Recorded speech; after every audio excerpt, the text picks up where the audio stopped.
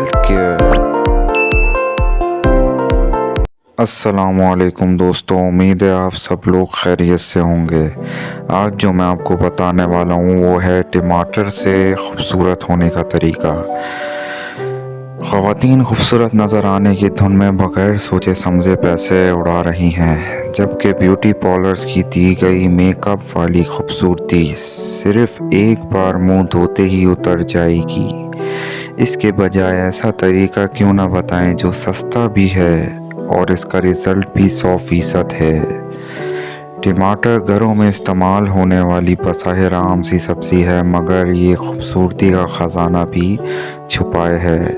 इसमें antibacterial fungal खसूसियात पाई जाती हैं, जिससे ये आम जल्द के अलावा चिकनाई वाली जल्द के लिए भी बेहतरीन होता है।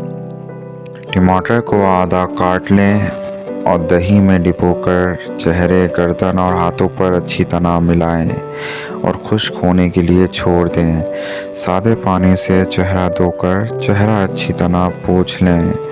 टमाटर के गूदे से 2 चम्मच दही मिलाकर इसे मास्क की तरह भी लगाया जा सकता है। इस मास्क के इस्तेमाल से चिकनाई का खात्मा होगा, रंगत फौरी निखरेगी और चेहरे पर गुलाबी चमक आएगी। उम्मीद है ये नॉलेज आपके लिए बेहतरीन साबित हो। शुक्रिया। इस वीडियो को लाइक और चैनल को सब्सक्राइब कीजिए। जज़ाकल्लाह।